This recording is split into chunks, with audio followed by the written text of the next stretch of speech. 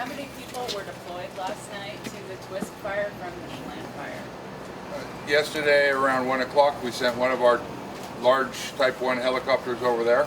As soon as they realized they had an issue going, we also sent a number of state mobilization resources over there last night.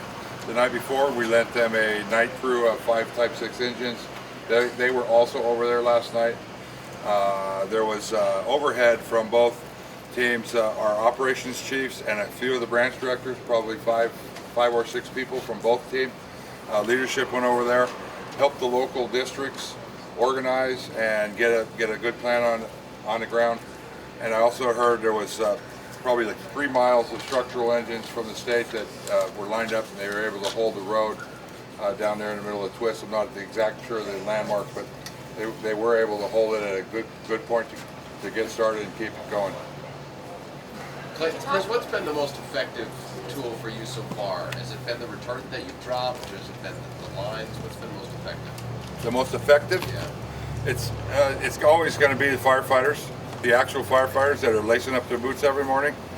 Those folks, in particular the use of fire, their use of fire and their knowledge of how to burn things out so that the line is black and therefore the fuel has been removed from it, and therefore it greatly lessens the opportunity for it to get across the line when there's no fuel on one side. So I would have to say that the ground people are the best tool. Close behind is the support that they get from air, both retardant and water. The heavy helicopters, I've never had a day where I didn't enjoy watching one of those fly around. They are really effective. So that's about it. Yeah, you have to remember, we're also only going to take those actions where we have a high degree of probability of success. So we're going to concentrate on those efforts where we get the most bang for our buck. So, but I echo Chris's sentiments. Yes, ma'am. Are you expecting the military folks from JBLM to come and join you folks in this fire? How many, and will that be helpful? The military folks? Yeah. We currently have a group of 5 20-person crews from the Washington National Guard that are on the fire. They've been engaged in a very active part of the fire. They're right in there. We were involved, actually helped train them up this year over at the Yakima Firing Center in Washington, and they are up there engaged in the fight. So we have 100 there, and I heard the other day we might be getting 2 more 20-person crews from that same contingent that are also going to join their fellows and get up there and keep fighting. Do you all anticipate more evacuations today with the weather worsening and the wind picking up?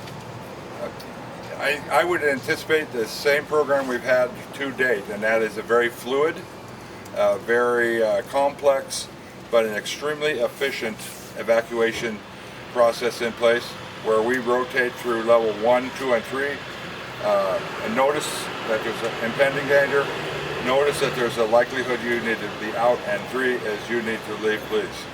In the state of Washington, you can stay if you choose to, and that is something we respect and honor. But the local sheriff's office does the evacuations everywhere we go, and this one is the best in the West. They do an incredibly good job of getting that word out to people, making sure they're getting to safety, and clearing the neighborhoods when we ask them to, or to let them know that there's something going on. Can you speak to the danger that firefighters face?